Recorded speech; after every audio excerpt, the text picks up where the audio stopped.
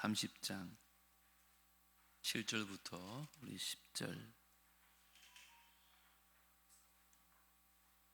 구약 459쪽 정도 있는데요. 교독합니다. 다윗이 아히멜렉의 아들 제사장 아비아달에게 이르되 원하건대 에봇을 내게로 가져오라. 아비아달이 에봇을 다윗에게로 가져가매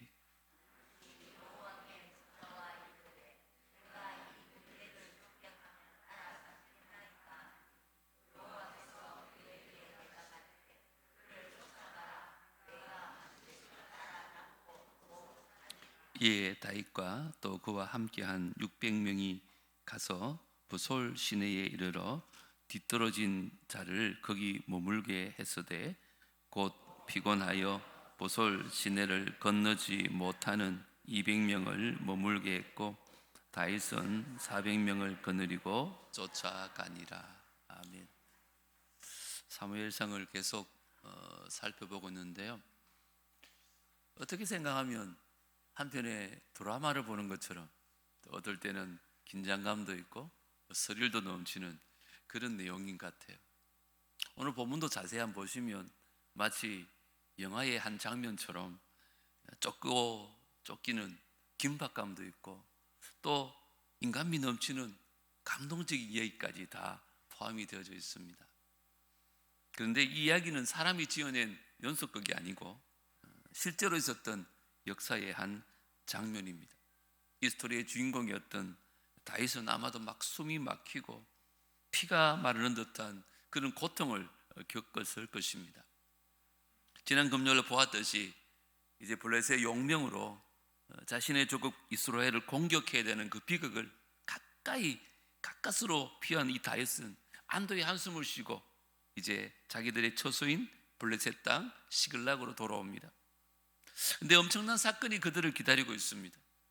그들이 출정했을 동안에 이스라엘의 천적이었던 아말렉이 이 시글락을 습격한 것입니다.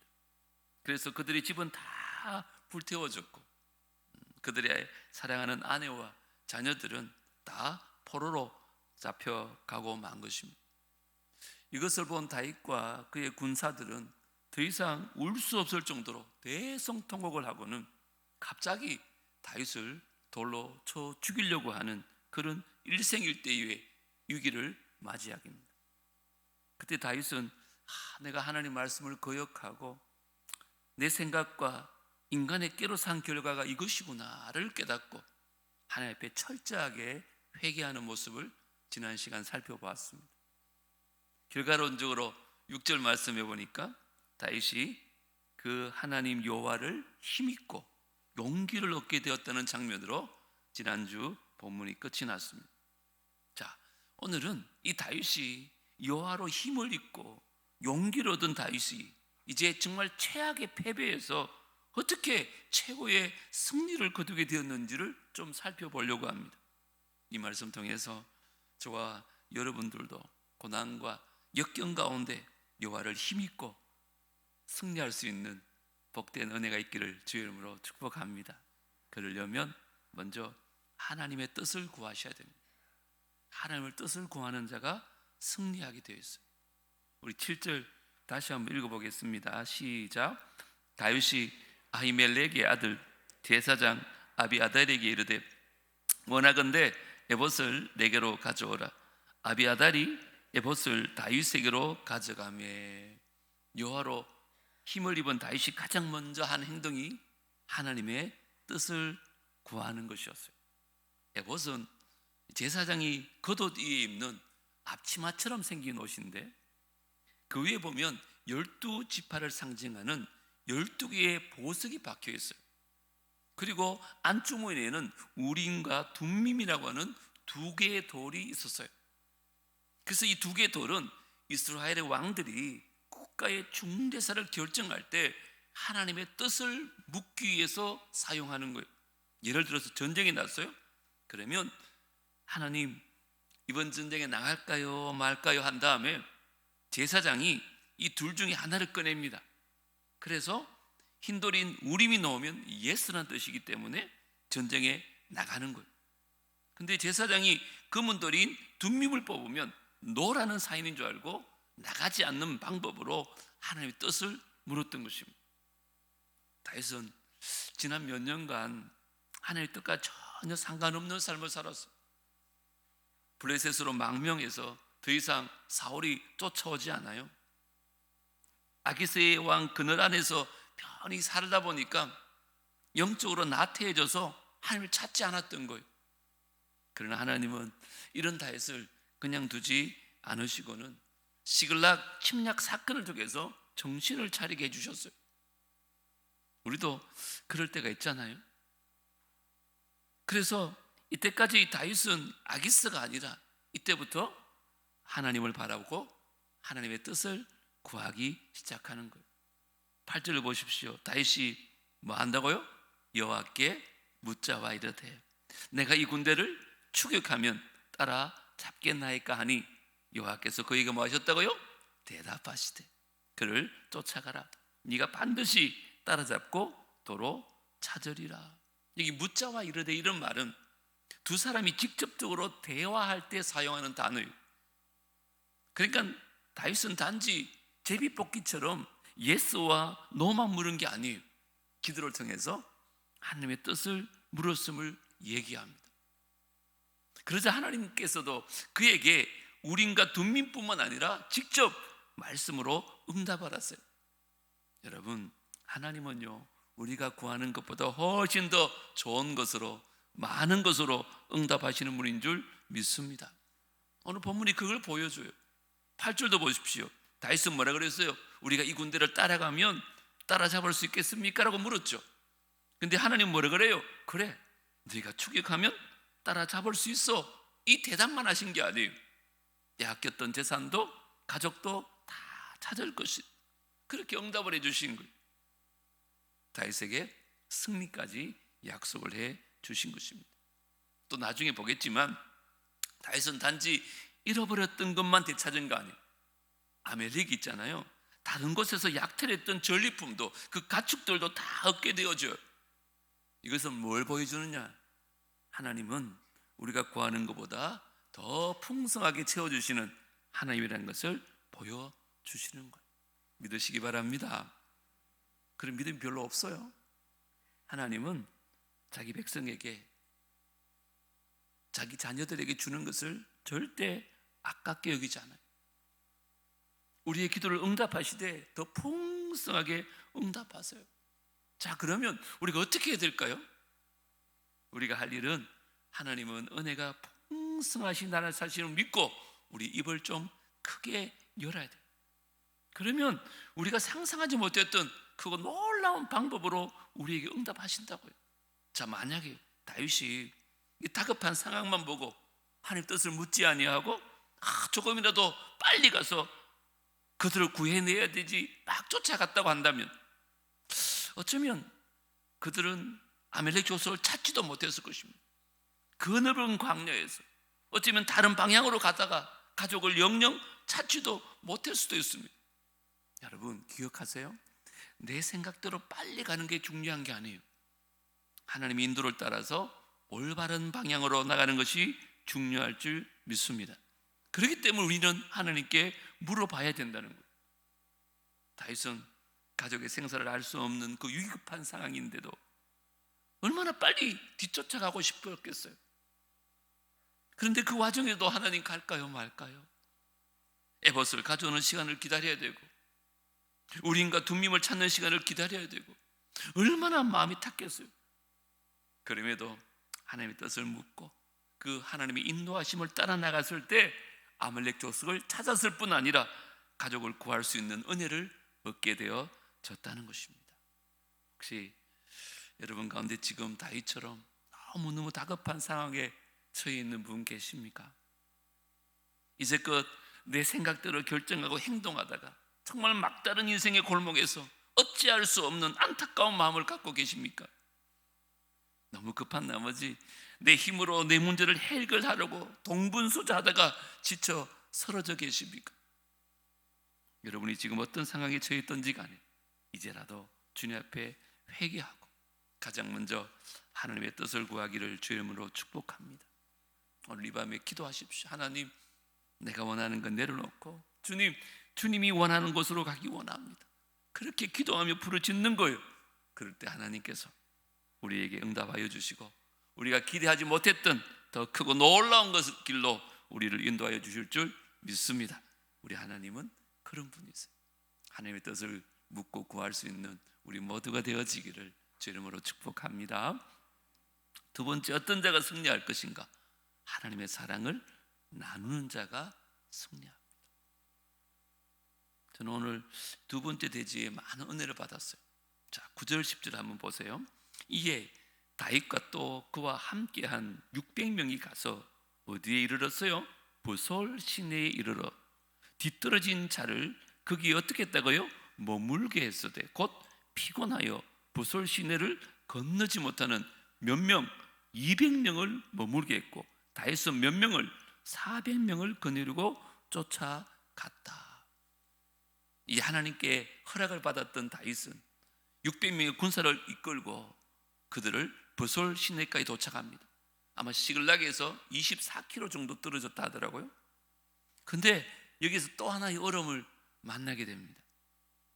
600명 가운데 3분의 1인 200명이 지쳐서 쓰러지고 맙니다.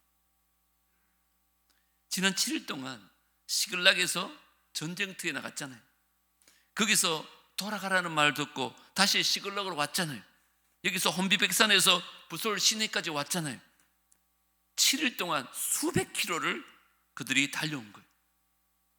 그래서 군대의 3분의 1인 200명이 가로로 쓰러져 일어나지 못하는 거예요.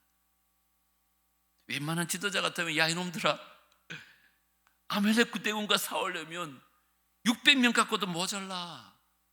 너희들 지금 당장 일어나. 다그치고 끌고 갔을 거예요. 그들은 막 정죄하면서 너희들 왜 이렇게 약해 빠졌냐고, 군기가 다 빠졌네, 너희들 헌신이 어디 있냐 하면서 막 다그쳤을 거예요. 그런데 다윗은 그러지 않습니다. 지쳐 쓰러져 있는 200명을 거기서 쉬도록 배려합니다. 그리고 아무 말 없이 남은 400명과 전쟁을 치러 가는 거예요. 여러분, 다윗은 그 일을 이루기 위해서 사람을 다그치면서 강제로 끌고 가는 리더가 아니었어요. 사람들의 상황을 살피고 특별히 연약한 자들에게 힘과 회복을 기회를 주는 사랑과 배려의 리더였다는 거예요. 여러분, 저는 궁금했어요. 아니 다윗이 어떻게 이럴 수 있을까? 지금 전쟁 치러 가는데. 뭘까요? 전쟁의 승패가 군대의 크기에 있는 것이 아니라 하나님께 달렸다는 것을 믿는 신앙을 회복했기 때문인 줄 믿습니다. 다윗이 예전에 이런 신앙을 갖고 있었거든요. 근데 어느 날 이걸 다 잊어버렸어요. 그래서 인간적인 장기로 살았던 거죠. 저와 여러분도 마찬가지입니다. 우리가 이 신앙을 갖고 하나님 기뻐하시는 삶을 살아갈 때 하나님께서 인도하시는 승리의 삶을 살게 될 줄 믿습니다. 배려하십시오. 연약한 자를 배려하십시오. 뿐만 아니에요. 11절 12절이 제가 받은 은혜인데 같이 한번 읽어볼까요? 시작.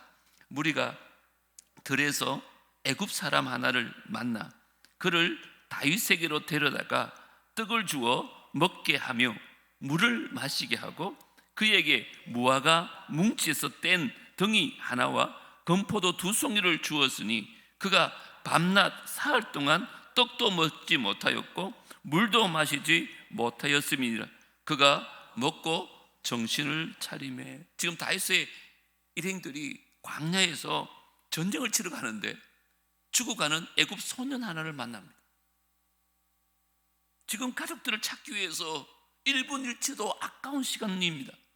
근데 다윗은요, 가던 길을 멈추고 그에게 물과 먹을 것을 줍니다. 그가 소생하도록 도움을 준 거예요. 사실 다윗은 이 사람이 지금 누군지도 몰라요. 도와줄 이유가 없어요. 딱 봐도 죽어가고 있는 사람인데 이 사람을 살리려고 지체하다가는 가족들 다 잃어버릴 수 있는 큰 위험을 당할 수 있는 급박한 상황이거든요. 그럼에도 불구하고 다윗은 지금 눈앞에 죽어가는 사람을 외면하지 않는 거예요. 그를 돌봐주는 거예요. 그래서 마지막에 뭐라고 그래요? 그가 먹고 정신을 차렸다 그러죠. 이 원어에 보면 정신 차리다 말은 숨을 쉬다는 뜻이에요. 꺼져갔던 그의 목숨에 생명의 호흡에 다시 돌아왔다는 그런 의미예요. 자, 그 다음 13절 14절 제가 읽어드릴게요. 다시 그에게 이르되 너는 누구에게 속하였으며 어디에서 왔느냐 하니 그가 이르되 나는 애굽 소년이요 아말렉 사람의 종이더니 사흘 전에 병이 들매 주인이 나를 어떻게 했다고요? 버렸나이다. 우리가 그렛 사람의 남방과 유다에 속한 지방과 갈렙 남방을 침노하고 어디를 불살랐대요? 시글락을 불살랐나이다. 시글락이 어딘 줄 아시죠? 여러분, 다윗은 지금 쓰러져 있는 이 애굽 소년을 차림을 딱 보니까 분명히 좋은 걸 알았어요. 분명히 노예 신분을 알았어요. 그럼에도 그의 생명을 너무너무 귀히 여긴 거예요. 그런데 그렇게 바쁜데도 그에게 사랑을 베풀어줘요. 근데 종이 뭐라고 얘기해요? 사흘 전에 병들어서 내 주인이 나를 버렸다는 거예요. 여러분, 얼마나 가슴 아픈 얘기입니까? 오랫동안 아픈 것도 아니에요. 그냥 사흘 전에 병들었는데 몸살인지 아니면 넘어져서 무릎이 깨졌는지 모르겠지만 몸 상태가 안 좋다고 주인이 너는 쓸모없어 그러고는 광야에 내가 버린 거예요. 그냥 죽어라는 얘기죠. 어린 종이 얼마나 무섭고 서러웠겠어요.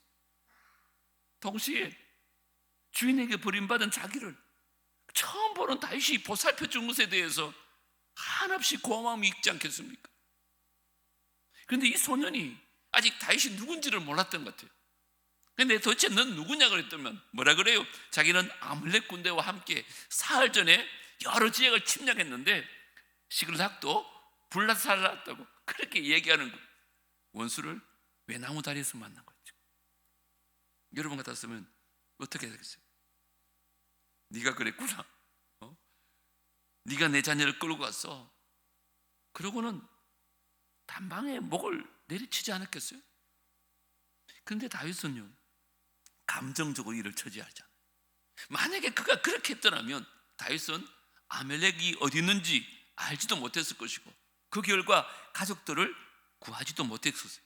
그런데 다윗은 감정을 주시려고는 15절에 이렇게 말해요. 같이 한번 읽겠습니다. 시작. 다윗이 그에게 이르되 네가 나를 그 군대로 인도하겠느냐 하니 그가 이르되 당신이 나를 죽이지도 아니하고 내 주인의 수중에 넘기지도 아니하겠다고 하나님의 이름으로 내게 맹세하소서.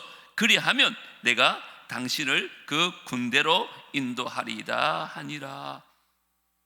애굽 소년이 그 다윗의 군대를 아멜렉 군대로 데려가는 것이 만약에 발각되면 그는 완전히 죽은 목숨이죠. 자신의 생명을 위협하는 너무너무 위험한 일인데 자신의 생명을 구해준 다윗에게 너무 고마운 거예요. 그래서 뭐라 그래요? 당신이 나를 죽이지 않겠다고 약속만 하면 내가 당신을 도와주겠습니다. 보세요. 이 청년이 지금 누군지도 모르면서 그 사랑의 손길을 베풀었을 때 그것으로 말미암아 아멜렉 군대의 위치를 알게 되는 큰 유익을 얻게 되는 거예요. 저는 반대로 한번 생각해 봤어요. 이 애굽 소년을 버린 아말렉 주인을 한번 생각해 보세요. 그 사람은 너는 더 이상 나에게 필요 없어, 쓸모가 없어, 그리고 버리고 말아요. 그 당시 어떤 생각이 들었을까요? 아이고 속 시원하다 그랬지. 아이고 홀가분하다. 저 병든 놈 내가 돌보지 않아도 되고 아이고 잘했어. 아마 그랬을지 모르겠어요.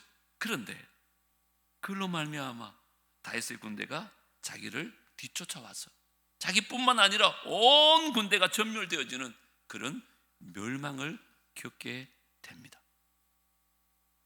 자, 묻습니다.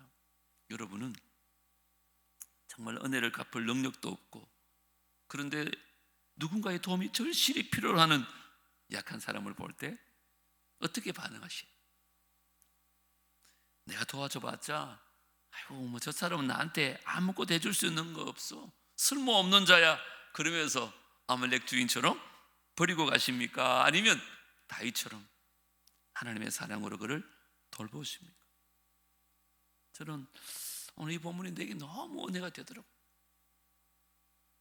오늘 가수의 노래처럼 우리 만남은 뭐라고요? 우연이 아니잖아요. 아무리 우연 같은 대수롭지 않은 만남도 하나님 앞에서 우연이 없다는 거예요. 애굽 소년이 그 뜨거운 광야에서 생각해 보세요. 사흘을 먹지 못했대요. 마시지도 못했대요. 근데 지금 목숨이 붙어 있어요. 여러분, 이게 우연일까요? 그래서 다윗을 만나요? 그를 아말렉에 인도해 줬다는 것이 우연일까요? 아니죠. 다 하나님의 섭리였다는 것입니다.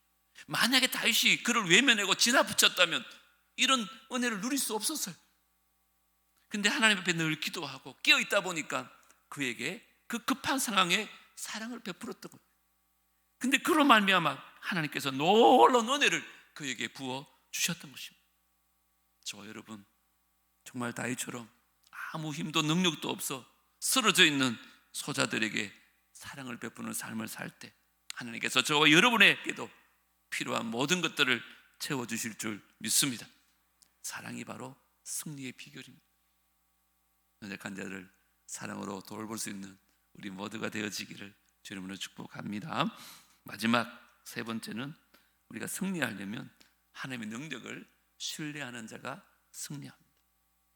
16절 제가 읽겠습니다. 그가 다윗을 인도하여 내려가니 그들이 온 땅에 편만하여 블레셋 사람들의 땅과 유다 땅에서 크게 약탈하였으므로 말미암아 먹고 마시며 춤추는지라. 다윗의 군대가 아말렉 전역을 다 보니까 그들이 온 땅에 뭐 했다고요? 편만했다 그래요. 이 편만했다는 것은 두 가지 의미가 있어요. 온 땅을 덮을 정도로 군사들이 너무너무 많아졌다는 뜻도 있지만 진열을 갖추지 않고 자유롭게 퍼져 놀고 있었다는 뜻이 있어요. 생각해 보세요. 지금 블레셋과 유다가 전쟁하잖아요. 그 틈을 타서 아말렉이 온갖 걸 습격해서 탈취했잖아요. 이 두 나라가 전쟁하고 있으니까 누가 우리를 잡으러 오겠냐면서 무방비 상태로 마음껏 먹고 놀고 마시고 있는 거예요. 그래도 우리는 안전해, 그렇게 생각했던 거죠. 근데 오늘 보면 이게 다 현재 진영이에요. 이 무슨 말인가 하면 며칠간에 계속해서 먹고 마시고 춤추며 놀고 있었다는 거예요. 어느 누구도 우리를 쫓아오지 못해, 그렇게 생각했지만 하나님은 이 400명의 다윗의 군대가 이 큰 아말렉 군대를 정복할 수 있는 조로의 기회를 만들어 주신 줄 믿습니다. 하나님께서는 그렇게 역사하는 거예요. 그래서 새벽에 공격해요. 17절에 보면 다윗이 새벽부터 이튿날 저물 때까지 그들을 침해. 얼마나 군사가 많았습니까? 새벽부터 이튿날 저물 때까지 그들을 칩니다. 그때 낙타를 타고 도망한 소년 400명 외에는 피한 사람이 없더라. 그날 수만 명의 아말렉 군대가 다윗의 군대에게 전면을 당합니다. 자, 이 전투는 하나님께서 우박이나 지진으로 그들을 공격한 건 아닙니다. 이 다윗의 400명의 군사들이 자신의 힘으로 무찌른 전쟁입니다. 자, 그렇다면 이 전쟁의 승리의 비결은 누구에게 능력이 있는 걸까요? 그들의 능력입니까? 아니면 하나님의 능력입니까? 하나님의 능력. 하나님께서 애굽 소년을 통해서 그들을 아말렉 군대에게 인도해 주셨고, 아말렉 군대는 나 잡아 먹어라 그러면서 지금 술 취해가지고 완전히 큰 대처로 뻗어 누워 있는 거예요. 이게 다 우연이 아닌 거예요. 얼마나 손쉽게 이기겠습니까? 이 모든 것을 누가 하셨다고요? 하나님이 하신 줄 믿습니다. 하나님의 능력으로 그들은 승리라는 거예요. 그 결과가 18절 19절이에요. 같이 읽겠습니다. 시작. 다윗이 아말렉 사람들이 빼앗아갔던 모든 것을 도로 찾고 그의 두 아내를 구원하였고 그들이 약탈하였던 것 곧 그 무리의 자녀들이나 빼앗겼던 것은 크고 작은 것을 막론하고 아무것도 잃은 것이 없이 모두 다윗이 도로 찾아왔고. 아멘. 보세요. 지금 다윗의 군사는 잃어버렸던 가족들, 잃어버렸던 재산만 찾아온 게 아니에요. 20절 보면 또 자기 것 아닌 남의 것까지 한번 보세요. 다윗이 또 자기 것뿐만 아니라 더해서 양떼와 소떼를 다 되찾았더니 무리가 그 가축들을 앞에 몰고 가며 이르되 이는 다윗의 전리품이라 하였더라. 전쟁을 통해서 취한 것이 전리품이라 그러잖아요. 아멜렉이 다른 족속에게 빼앗았던 가축들과도 모두 다 다윗이 취하게 되었다는 거예요. 다윗은 잃어버린 사람들, 잃어버린 재산뿐만 아니에요. 아멜렉의 탈취물들도 덤으로 얻게 되어가지고 오히려 큰 부자가 되어집니다. 뿐만 아니에요.